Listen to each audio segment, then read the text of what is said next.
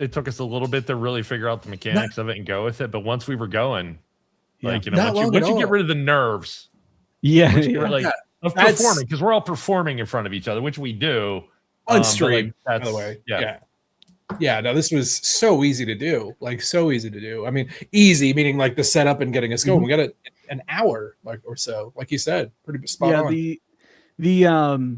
You know, the idea of the character creation is to sort of create some threads that you can pull on, and then of course the scene things give you little prompts. But really, once you get going, it just builds on itself, right? So yeah, I think one of the stumbling blocks for me was being an old game player. I'm used to just like letting the DM tell me everything instead of saying how the world's going to be. That was break out of that a little bit.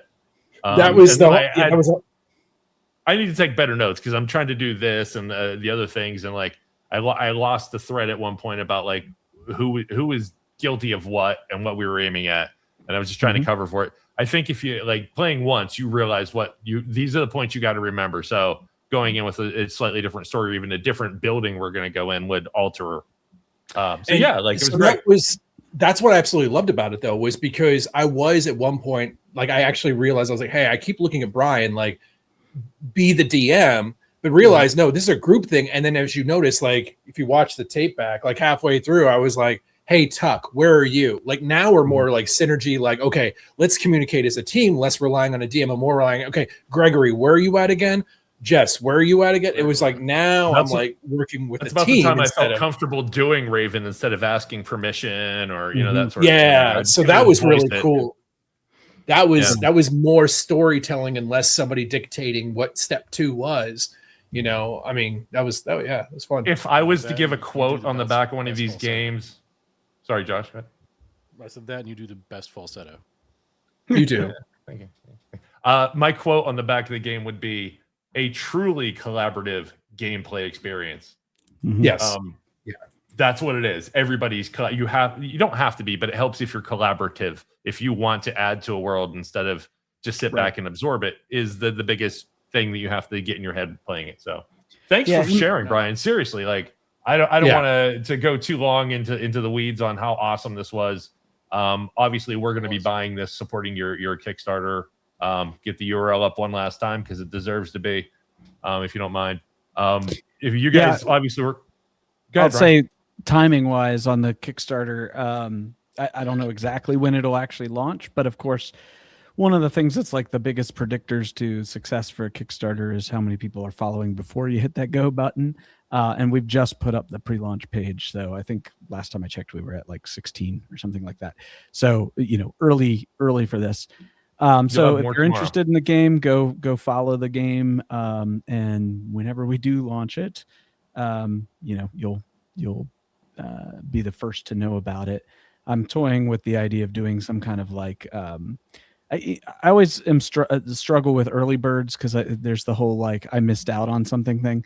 So I'm trying to think of some like creative early bird stuff where people kind of are like, people who missed it can go, yeah, I don't need that. But people who did get it feel special. You know, it's like it's just walking the line there. So, so do, you know, follow. I can't promise there will be an early bird, but do follow, because if there is, that's the way you would be able to get it. Is my thought of this also, some of the early bird things is that people could do with or without is this is an ongoing series. This is a career choice for you. You're not just doing something and if you make some money, then you'll buy a new car. This is what you're I didn't mention that you're going van life as well to support this.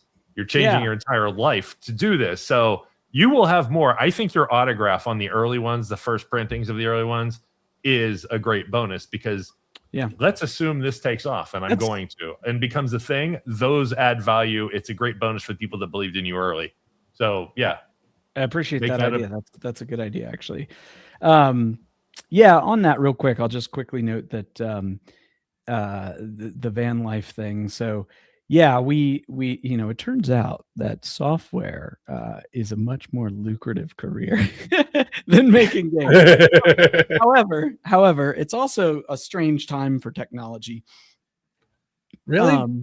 It is. It's very out of time for technology. You're talking to several people in the Um, technology game. Yeah. This is where we get And- into the Claude discussion, right?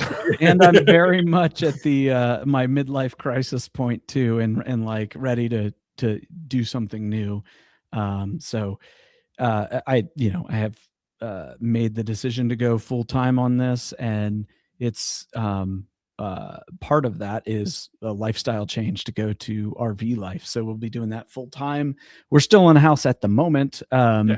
but we're working on selling the house, and we're going full time. The kids are we're going to do interestingly enough game schooling with the kids, and road schooling and park schooling. It's kind of a combination of things with the kids because we're big believers in kind of like self-led education. I am you might have been able to guess this, but I am high ADHD.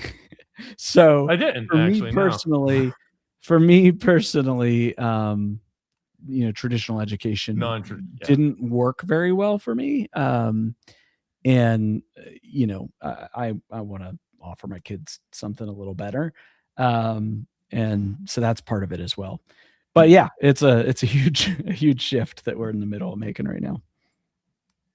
Well, I believe in you. I mean, I'm a positive person by nature.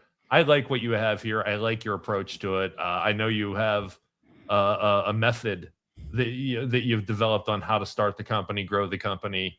You knew to get the fan base first. You knew to be part of the community. Don't look for a community, that sort of thing. So I think you have a solid mind. You're a project or product developer, product manager, all that stuff.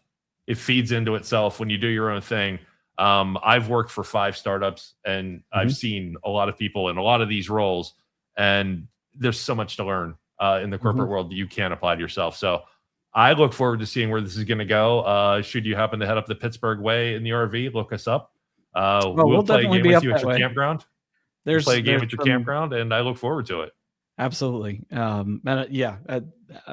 will definitely reach out if I find my way up there, which we've been starting to plan the routes and stuff. And Pennsylvania is actually one of our first stops, I think. So, so I will reach out. Awesome sauce, man. Hey, we're going to get you out of here. Stick around after the show real quick. We got a couple things to catch up on. Everybody, thank you. It's the longest show we've done in a long time. Thank you for the interview, Brian. Thank you for playing your game with us, introducing it to us, making new fans from us. I'm sure everybody out there who saw it is a fan as well.